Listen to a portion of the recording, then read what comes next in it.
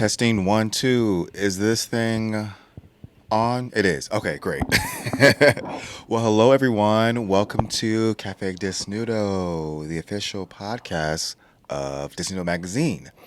Now, today is another episode of Going to the Cottage, a review series for Heated Rivalry. But today's episode will be a little different because, as you can tell, well, if you're only listening, you can't tell. But if you're watching, you can see. I'm here alone, not with Jorge, reviewing the next episode, which will be episode 4. There was a bit of a conflict with some personal stuff, so Jorge had to deal with that, and hopefully we'll try to get back to our scheduled program next week. But this week, I didn't want to leave you guys hanging, so I will be adding in my audio from the video I did when I reviewed the characters from Heated Rivalry after I had watched it. So for those who don't know, I've already seen the show already, and the reviews that we're doing is me rewatching with Jorge and his first time watching the show. But back then, when I finished watching the series, I did a review of all the characters, at least all the main characters and supporting characters, at least. And I thought this would be a great way to get you guys to get my thoughts and opinions on these things. Now, will I do this again with Jorge at the end? I'm thinking about it. I'm thinking about it maybe. Because we plan on doing 6 videos for the 6 episodes, but maybe if he wants to do another video giving our commentary on the characters, we might do that. We might. No guarantees. So, with all that being said, I hope you guys enjoy this. I appreciate the support, you guys following, giving the podcast 5 stars. I appreciate that. Now, I do want to ask you guys what show or movie I should review next. I think I'm just going to keep going on reviewing different types of media, be it show, be it movie. So give me your thoughts below if you guys can. I would greatly appreciate that. Now, with all that being said, here's the video, or here's the audio, or both. Okay, so the first character we have is how you pronounce her name? Savana. So this character here, I like her. You know, she's not a POV character. She's a supporting character in Ilia's narrative. His best friend, sometimes lover, confidant. I will say a lot of these female characters, they all occupy the same space. They have the same role in the story, or they have the same role in the characters' lives as each other. They're like the support system. I saw online that she is considered one of the best girls, and I would agree with that. First of all, I think the actress who plays her is stunning. I've seen her IG, and I'm like, whoa, whoa. And she's giving like information on the show, behind the scenes stuff. So I like that she does that. But as far as the character go, I really liked her. I think she, from what it seemed like, she knew about Shane. I think there's more context to her character, more things going on with her in the book. But in the show, she isn't given that much of a spotlight, so we're not sure what she knows. But she knows about, what's the character's, the alias? Jane? Is it Jane or Lily? I think Shane is Jane and Ilia's phone. And she knew, she been peeped. And she's very knowledgeable on hockey, so she knows what's going on. We found out in episode 6 that she is American, actually. She is Russian, but she was, I'm guessing, born in America. And Ilia was considering marrying her to become a citizen. And she does seem like she might be down to clown with that. She seemed like she really is in it with him. I will say I do like that she kind of stopped Ilia from really going in on his brother at that funeral. His brother is trash and he needs to get got. However, she was right for stopping him because he did not get involved in type of violence, with the police, anything going on with that. So I'm glad she stopped him when it came to that. She a real one for that one. I'm very curious to know what other role she plays in the narrative going forward. Will she meet Shane in the future? Will she kind of be a part of that like charity they're gonna do? Like what's her thing? Is he actually gonna marry her for real? Like what's gonna happen with her? I really want to know. But I really liked her. She was cool people. Now Rose here, she does function similar In Shane's narrative, she was the actress turned girlfriend, gave Shane the publicity of having a high profile heterosexual relationship. Um, Now I will say, what's going on with her friend Miles? I think it was because that one scene there on the dance floor, they were both sandwich. They sandwiched Shane, and they were kind of like moving and grooving, and I thought they were gonna bust down a three-way because that's how it felt. And she even brought up Miles when she was trying to maybe see if Shane was potentially queer at that dinner. So I'm not sure if she, was trying to. I guess you're trying to make a space for Shane to talk because you're like, oh, my friend, you know about him, right? Do you align with him? um, Now I will say some of the female characters like her, they occupy a supportive space, which is great. I think that's great for them. It just sucks that that's all they are in a way. Do I need more from her? I guess not. You know what I mean? I guess not. We got a lot of what she had going on through her dynamic with Shane, her exposition about her being an actress and the things she's doing, and then him coming out to her, which he felt comfortable doing. But it would have been nice if we got her POV on when she realized maybe Shane wasn't down for her like that. You know what I mean? We were told like him busting down wasn't that really given a lot. Maybe he didn't last long. Maybe he couldn't get all the way through it. It's all implied. It's all said in a way that's not so direct. And I think it would be nice to kind of get her point of view on that. If she was like, "Oh, what's going on?" Her contemplating talent, like you know what I mean. It'd be kind of nice to have her point of view on that. Because I do like this character. I think she's really witty and funny and like very cool. Especially after they became like best friends, and she was very supportive and like being his confidant. Because Shane needed that. He had no one to really talk to about this stuff. In comes Rose, and she was really out here doing her big one when it came to him. So I really appreciate her character for that. I just kind of wish she had more spotlight because I do like her. I do like her. Mama Hollander, what's her name? Una. I liked her. I thought she was pretty funny. She does seem like a momager type of character, but she doesn't seem like she's really like focused, but she's not too overbearing with it. It may come off in a way like that, but she is just being a manager. You have to be assertive. You have to do what's best. You have to lay out the options, and I'm glad she did that. But she still is his mother, and she is still holding it down for him. Um, and I like that. I like how they had her very present in the show, like her on set helping him with that photo shoot he did, her with his schedule. Like she was really on top of that. And then episode 6, the whole coming out thing. You know,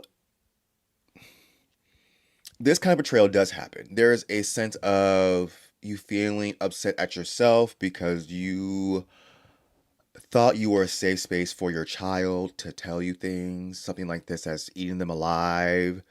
And we don't know much of her POV, but that's what it seemed like she was very upset by, that he felt like he couldn't tell her something. She even apologized for that. That scene was so touching. When they were outside, he brought her cardigan. It was cold outside, so and she told him to look at him, and like she really reassured him, like she apologized, and she's like, you can tell me, it was such a whole situation with that. And I just thought it was so nice. But even before that, when they were at the table talking about, she kept getting up. I need a drink, and she got up to wash the dishes. She was kind of going through it. It's a shocker. It's a whole thing, and but she was very supportive, and that's great. I did think it was funny how after that she was like, "Okay, I'm over it. So what's our game plan as your manager? What's her strategy?" She was on top of it, right? And she even questioned Ilia because she was kind of like not like against him. I mean, it was funny when she goes, "But you hate him." When she said that, it was so funny. But she wasn't so against it. But afterwards, she was like, "So you jump teams? I'm trying to see your loyalty. What's going on here?" He was like, "Mom," he's like, "I'm trying to see because he told my son he leaving Boston. Hello, loyalty. I'm just trying. I'm just trying." I love how she was like in work mode right after that. So she's best mom. I really like her. Okay, next we have Shane's dad, and the name is escaping me. I'm so sorry, y'all. Now, this actor I know from Nip Tuck, so it's exciting to see him in this. But is he Canadian? I assume so, right? I know not every actor from this show is Canadian, but like I'm assuming He is. Maybe. But yeah, the dad character, he was barely in the show that much. He was just a supportive parent, probably on the back on the other end because the mother was on the forefront and he was just supporting his wife and kind of, but he is the one who discovered Shane and Ilia kissing at the cottage. Why did he run away like that? Maybe he was overwhelmed. He was shook, shaken, and stirred. I don't know, but he skedaddled quick. He looked, and like I know Ilia saw him, so he couldn't just like act like he didn't see them and kind of sneak away, which they could have done in the show, but they didn't. They made a point to, I guess it's in the book too, where he does catch them. They know that he saw them, and he just ran away. Now Shane going in, and I guess Shane assumed he told her, but he didn't. And I'm like, Dad, you're a real one for that. He a real one for that because he could have went and told his wife, like, oh, guess what I saw at the cottage. He lied. He wasn't at no damn retreat. He at that cottage. And he kissing Rosa off. Like, what's going on? But he didn't, and I appreciate that. He wasn't as taken back as the mom was. I mean, he was kind of shook because he was like, Ilia, you have all the women. And they're like, well, yeah, he's bisexual. So, like, but he was a very supportive parent. Now, we don't get like a scene with him and Shane to kind of have like a moment. And obviously, I guess the mom is around Shane more often. So that makes the most sense.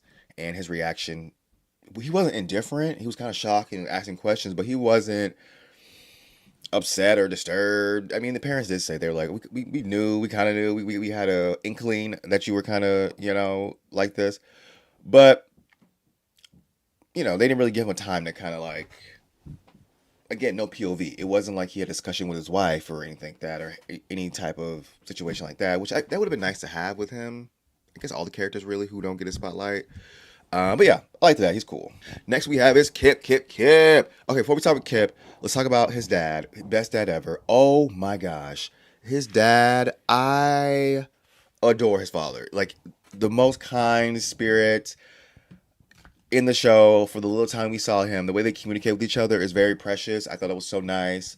That scene when he came back home, I guess after being at Scott's place for so long, not coming home, and giving a hug, and like it was just, you probably saw my reaction. I was kind of tearing up a bit. It was such a touching moment with him. So I think he's so great. And it was so nice to see him at that game at the end. So he saw the whole thing in person during the whole big kiss on the rink. So like that was so nice. Kip's friend, what's her name? Elena. I have a bone to pick with her, kind of, sorta. She is best girl, but her thing about telling Kip that he should be with someone public or pressing Scott about him not keeping Kip a secret. Like, I understand the mentality of that. It sucks that it wasn't Kip's coming to her with this issue and her bouncing back her thoughts. She just brought it up and telling him what she thinks he needs for his life. Because in the show, what was seen, Kip, there was no qualms about him being a secret lover. And obviously, that is a narrative that happens in these type of DL situations, and people tell you that's not good for you. I just would have wished she would have been the character to like be essentially a source of conflict, because without her bringing that up, that would have kind of been the reason Kip and Scott break up in a way. Maybe it would eventually got to that. Maybe them being together and the whole thing with Scott coming out on the thing still would have happened. I believe it still would have happened without her intervening. But the show didn't give us any other context to their relationship after they kind of split apart. So I don't know what happened between that. Maybe the books tell you more. I don't know. You guys let me know. Now, I don't dislike her. I just kind of feel like, girl, what you doing? Anyways, on to Kip. This guy kind of occupies like this young ingenue type of character in a way. I do think it's comical that he is kind of like, maybe not insecure is the word I want to use, but kind of like, he's like, no one's into me, and like, looking the way he looks. I mean, I guess it's the actor's fault for looking the way he does, jacked, chisel jaw, like, he gives you like a Clark Kent archetype. You know what I mean? And I'm like, okay, yeah, you're in between jobs. You know, you need money for school and all these things, and you're struggling. But like, come on, look at you, Kip, come on now. But I do like how supportive he was in Scott's little journey because you know the fact that he was flirting low key. I mean, his homegirl at the thing was kind of like seeing what's going on, so he had someone to kind of like bounce his feelings off of. So he was kind of seeing what was up with Scott, but he didn't really tell his business like that, which I appreciate. And then he decided to that night when he got invited to the house, he decided to like bust down, and he was so shook about it, and decided to stay. I thought it was so nice. And then when Scott was like kind of going through it, first of all, I love that he made that banana smoothie for him that the morning after. You see my reaction. I was like, is he never making that smoothie that he always makes for him when he comes in? I'm shook. Those kind of things I appreciate. The whole to be loved is to be known. He knows Scott likes those shapes with bananas, so he made it for him. And as a nice like that's so nice to me. I think he's so nice. So like it's so great. And you kind of, cause he's a POV character, you kind of root for him, like in his schooling. I wish we got more narrative with that, with his school stuff. I know that romance was the main focus of the episode, but I would love to know more about his goals and dreams. You know, I think that's such a great thing. But him also giving Scott those socks. He's best boy. He really is. I can see why Scott fell in love with him. Like the show gives you context of why Scott would fall for this person. You know what I mean? Now, old girl told him that he deserves better, yada yada, and him deciding to be like, "Well, this isn't for me. I just can't do this," was a bummer. Like I said, I don't think he would have done that. They would have had the same outcome at the end if he would have just stayed and kind of, you know. I do think maybe in the show he could have been like, "Well, I need to be there around my father more often than here," because he wasn't kept prisoner. He could leave the apartment, from what I understand. So he could have been go his daddy and stuff and still be at Scott's place. But the show didn't show that. Um, I do think it was sad that they broke up, but the part that got me was him returning to his father and being all heartbroken and stuff. And then Scott didn't come to his little thing at the bar. It was kind of like ooh, it sucked, but I'm glad he got his happy ending. It seemed that whole kiss on the ice was so nice, and he was so nervous going down there. And he was like, "Oh, should I go? Ooh, boy, get down there!" You saw my reaction. I was hollering at Kip to he wasn't moving fast enough for me. Scott gave you the green light. You need to go, ho. Come on, get up, Kip. You know what I mean? But I like this character. He's great. Scott Hunter. I don't know what it is. I have such an affection for this character.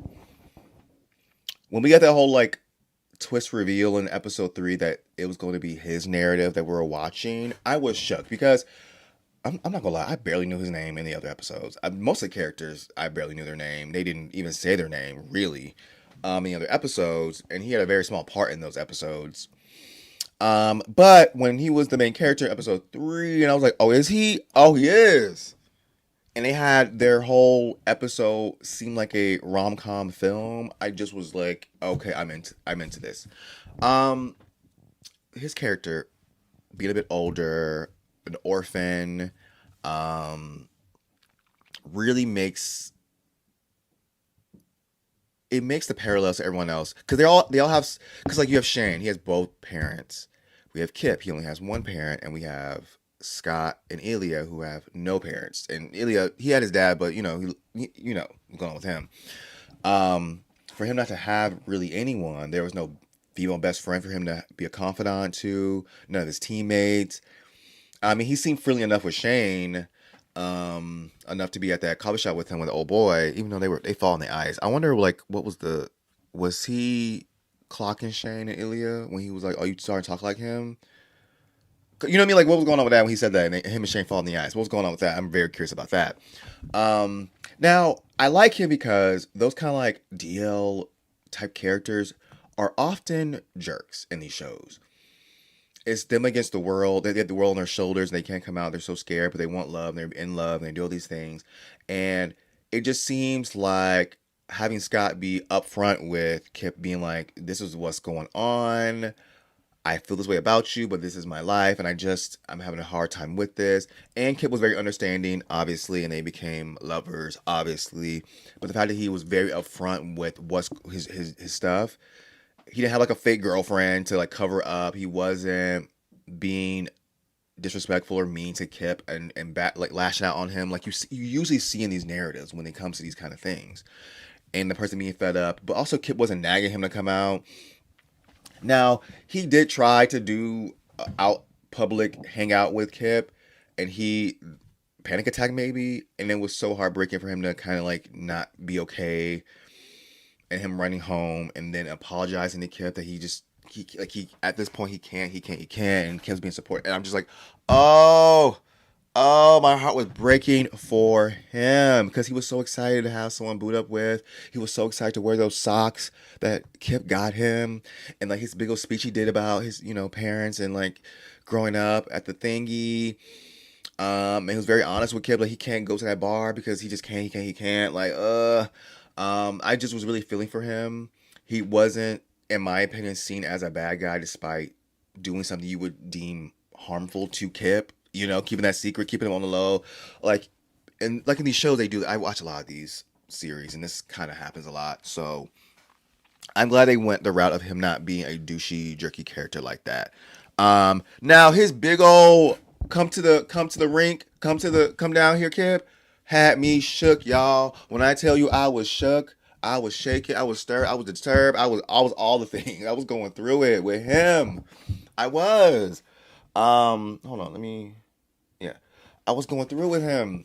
Now in that episode, I kind of wish we got more context, at least a scene, because I think it's been 2 years since that last moment we saw them together. Remember? Was it 2 years? Did they talk? Why was Kip there?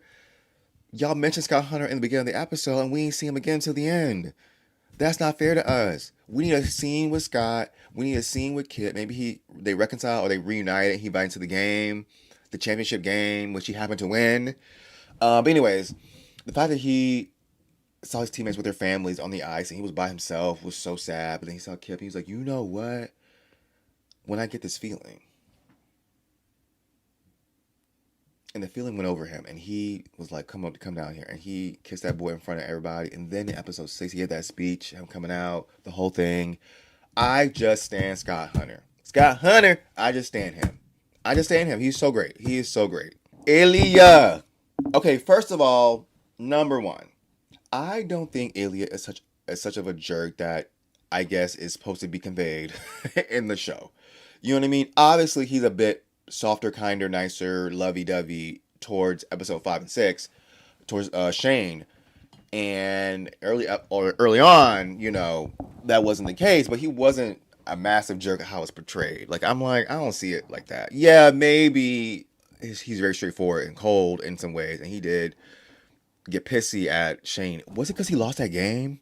Remember he saw him at that skating rink, at that skating competition, and he was like, "Oh, you ain't respond to me." He was like being mean to him a little bit. What's going on there? I think 'cause he lost the game, right? Is that the reason, or was it family stuff? It could be both. Anyways, Ilia,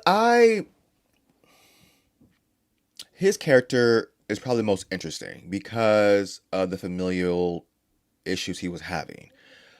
With his brother, with his dad, it seemed like the world was on his shoulders for real because, he had to fund his family, his brother doing drugs and blowing his money away and all those things was kind of crazy. And then he had to, like, I guess, pay his brother to be there with his father who has dementia. It was a lot.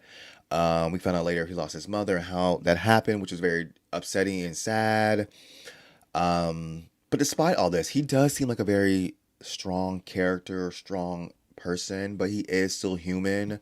Him breaking down, fighting his brother, him in Russian confessing him wanting to be with Shane and getting away from where he is in Russia and how the things could go there. He was, to me, the most fleshed out in a way with multiple things going on with him. He doesn't have the same hangups as Shane. Like obviously he's not trying to come out and be a public couple like that, but he's not so guarded when it comes to that. You know what I mean? I think he said he wished his dad would have really knew him in a way. And I'm not sure what that would have meant. maybe sexuality or something like that, or another side to him. I don't know, but I'm glad that he expressed that. Um, I do think showcasing him like with these women, that one guy, what was that guy he dated? Low key on the low, the coach's son. That was very interesting. Like he has a lot of things going on with him. He has more experience in queer relationships than Shane, which is good. He taught some Shane some things. He really taught some Shane some things. Um, he was very assertive with Shane, and I mean that scene alone when he was in the shower and he gave the signal. I was kind of like, Ilia, how you know Shane was down to clown? I mean, I guess he been new. I guess he been new. And him also being a little antagonistic with it, like him touching his lower back when they did that speech. Even him going down on him when he was on the phone with old boy. Like, he is so aggy. And speaking of, episode 6 is the funniest I've seen his character. His deadpan, straightforward responses was so fun. Like when we met the parents and he was like, "Hi," after he introduced it. I thought was so funny. Or when he got scared at that griffin that was calling in the background. I thought it was so funny how he teases Shane. Now he was kind of funny in the beginning when he teased Shane. I just think the last 2 episodes, his really teasing Shane was so hilarious. I was cracking up. I was like, Ilia, is he my favorite after Scott Hunter? I think so. I think so. As far as like main characters go, I think it's Scott Hunter and then it's Ilia, right? He might be my favorite actually. Now I'm thinking about it. I just thought he was such a compelling individual. You know, I really like Ilia. Yo. I really like Ilia. Now his shift for like falling in love with Shane and kind of want to be with him and like him becoming way softer in episode 6, I was kind of like shook. I kind of wish we saw a little bit earlier on, and maybe we did. Maybe we did saw a little bit earlier on, especially episode 4. I just, because he can be kind of closed off and upset and hot headed, but not so much so. So I guess it makes sense. I don't know. I think he's great. Shane Hollander. Oh my gosh, this boy right here. Is he the main character? I would say so. I mean, obviously, share the spotlight with Ilia. They both have their own POV and narrative and dynamics with each other and other people, obviously. But I would argue that he's like the main. You know what I mean? Shane,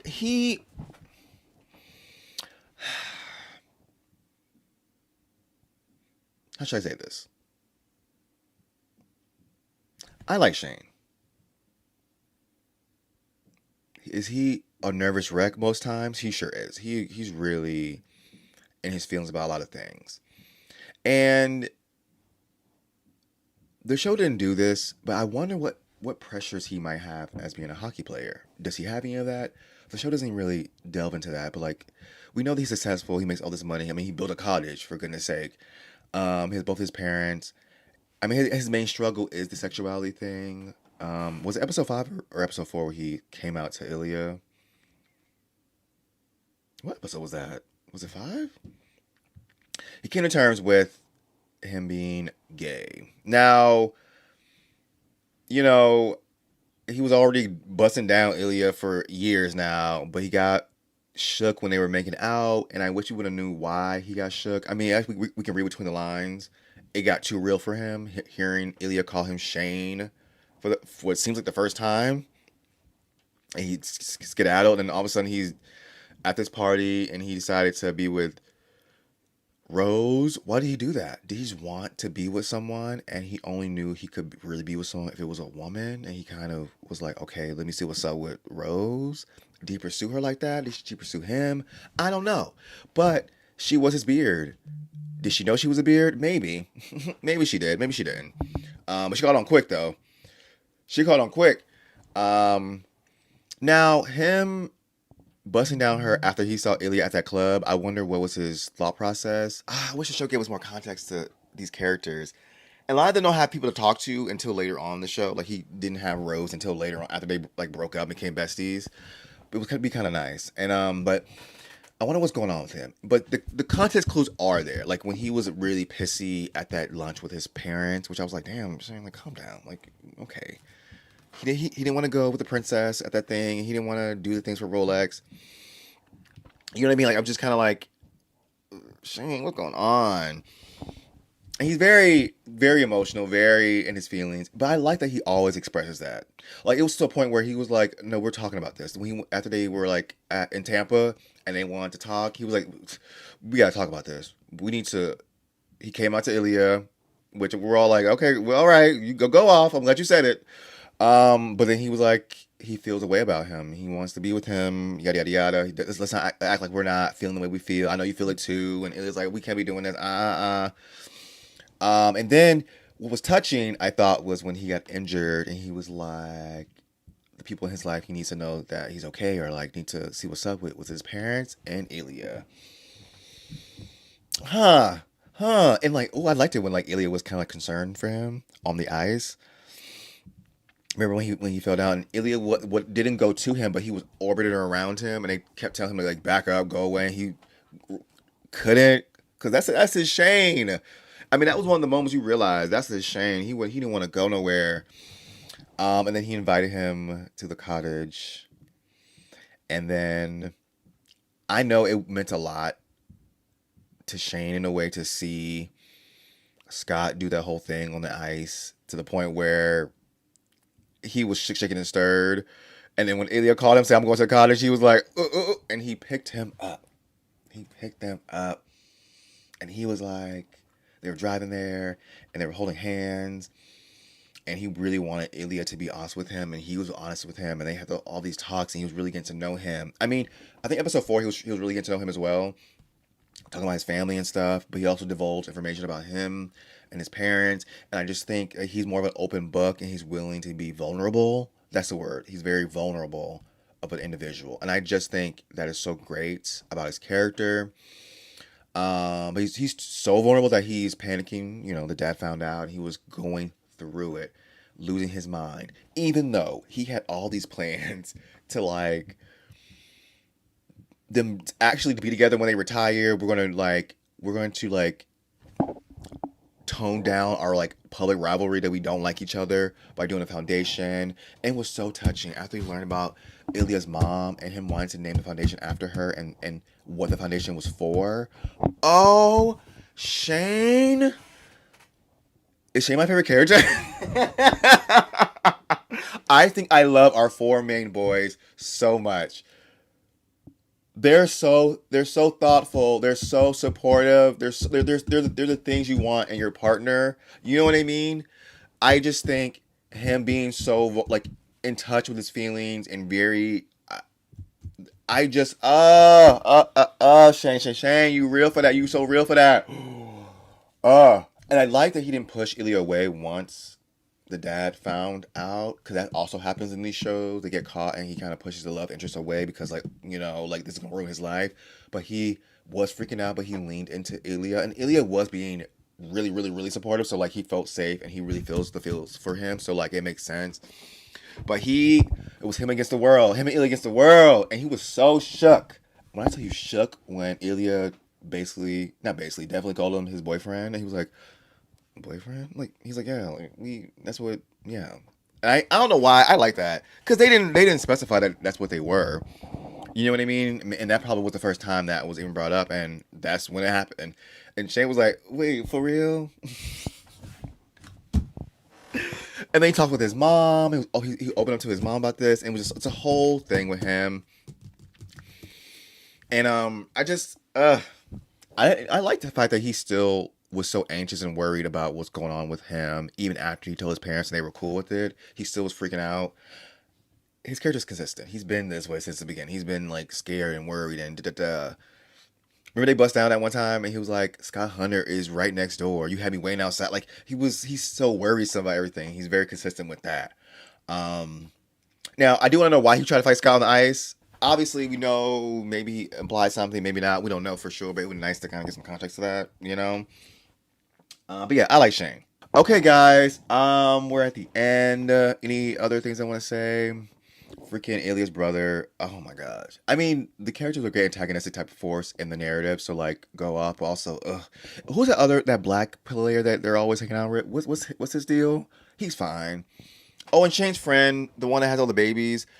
This show uses all these characters to kind of get our main characters to start thinking about things like Elena with Kip, and then you have um Savana.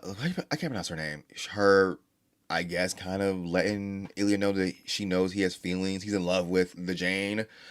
And then oh boy, Shane's friend with the babies. He, kept trying to hook him up with potential dates and ask him when he's gonna have kids. Like really digging home that Shane isn't like him. He's different. He ain't they on the same team. They on the same team. They're not on the same team. You know what I mean? They're not on the same team. Those characters function that way. Now, I do have some criticism of the show. One, there doesn't seem to be a plot per se, and what I mean is, like, our character, like, how do I say this? I do think like episode 3 was more of a story that was beginning, middle, end kind of thing.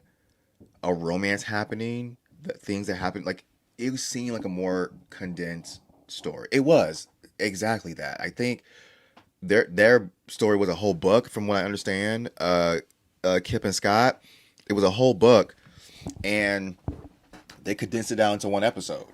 And I guess they had like a little pieces of it in episode 5, but it was a whole episode and it was a whole narrative. I think with Shane and Ilia, there was no narrative there, no plot there, no, you know what I mean? Because the show doesn't present hockey as important in a way. Like they are hockey players, that's the background, but the show isn't about hockey. It's not even about the team. It's not like ensemble kind of thing like you do see in sports anime. It's about the romance between these two characters who happen to be hockey players. And it's a great background for things, but we never see the hockey games. We don't know what's important, what game we're coming up on, what they're training for because they go to practice. None of that is, we're not giving any clues. We see them before a game, we see them after a game, we see clips during a game, but like it's not that important in the narrative. So like, oh, they won, oh, they lost, and we're not even seeing. I guess with Ilia, we know like this is funding his family's. His dad is, health is declining. He's funding his family, that kind of thing. So we see his reasoning for doing it, or maybe continues to do it. And we don't see the pressure of them being hockey players and what that means to them, what they're doing, what their goals are, what their obstacles are as hockey players. None of that is presented in a way. You know what I mean? It's all character driven, which I do like. I do like character driven narratives, like how they did here. It just, there's lots of montages in the show, lots of time skips. I mean, even in the episode of the Cottage, we just jump into conversation to conversation, up and around the cottage, all over. We don't know what days have gone by or whatever. And I like that they had conversations with each other, Shane and Ilia. I think that was nice. It just, we had 10 different conversations and 10 different scenes in one location. And I know we're in a cottage, but it would have been great. Like in episode 5, it would have been great if episode 3 and 4 were merged together. Like half of episode 3 is Scott and Kip, and then, Ilia and Shane. When add the stuff that happened, like half of the stuff that happened in episode 4, put it in episode 3. The other half of episode 3 that happened with Scott and Kip, put that in episode 4. So we can jump back and forth between the pairs in the episode. It would have made it feel a bit more like we're getting the story broken up some, because having back-to-back scenes with just Ilia and Shane hanging out, flirting at the bar, at the pool, like it was a lot of like that, which I don't mind it. It was just so much of it. It was so much of it that I was like, I wish we had like hockey problems. There's someone trying to like draft them, or there's an antagonistic team that are trying to go against that are really a rival to them. Even that, the rivalry between the two boys is just told to us. I kind of wish they were really out here. I mean, they were busting down in the first episode, so like I don't know how we're supposed to perceive a they don't like each other, because we know they've been busting down. Yeah, they've been trash talking each other on the ice, but like we know they're texting each other and sexting and all these things. We know that. So like it wasn't even showcased that they were really out here at least pretending to be rivals on the thing. The show told us that. I mean, even the mom at the end was like, y'all hate each other. Y'all got issues. Even the nurse came in when Ilia was like attending to Shane. She's like, oh, hey, don't smother him. Like they're presented as they don't like each other, but like we don't see that. And I don't know if we need to. I don't know. I just kind of wish there was a bit more done. Like we see a goal for Shane, and then also he's dealing with his sexuality. We see a goal for Ilia, but also he's dealing with his family. You know what I mean? Like I wish we guys saw more of that. More obstacles. Maybe trying to get this endorsement deal. Maybe doing something that could potentially compromise that. Like these small bits of conflicts to kind of maybe help the characters grow. Cause like even in the show, like I said, Kip wouldn't have had any issues with being the DL boyfriend. The old girl that's saying that thing. You know what I mean? If Rose didn't tell Shane like you might be queer, he probably wouldn't have came to, like I mean he probably would have. These all these things that people did, they just sped run the process in a way because these things probably would have happened anyways at a slower pace if these characters didn't kind of be the catalyst for them to like realize their feelings or realize what they wanted or what they should be doing. You know what I mean?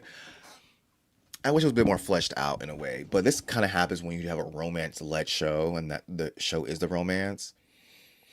They're like gratuitous sex scenes, gratuitous romance scenes, and we love that. We do. It's just, I wish it was more. I wish it was more. But I do like the show. I think that the director, Jacob, I think he like wrote and directed it. He did, like I said, my reaction to his big one, I really think he did a phenomenal job. I think the actors did a phenomenal job. They really did their big one on this one. Everybody was top tier on this show, from the minor characters to the main characters. I just thought it was so great. The cinematography, the location. I mean, every hotel room they had, every apartment they had, the cottage, everything looked immaculate. I'm like, I don't know what the budget was, but y'all got the sets on deck. The cinematography, those wide shots they did all the time in the show were so good. The color, like, it was just such a good visual medium. I just think it was great. I can't wait to see what happens in season two. So yeah, I'm very curious on your thoughts. Let me know what you think of each character. What you think of my opinions on each character. Do you agree? Do you disagree? You can disagree with me. No problem. Just talk to me nice. Okay. Let's not get wild and crazy, kids. Okay. Let's calm down. Let's calm down. You need to calm down. But yeah, let me know your thoughts. Again, watch the show with me on Patreon, link below, and I will see you guys in the next one.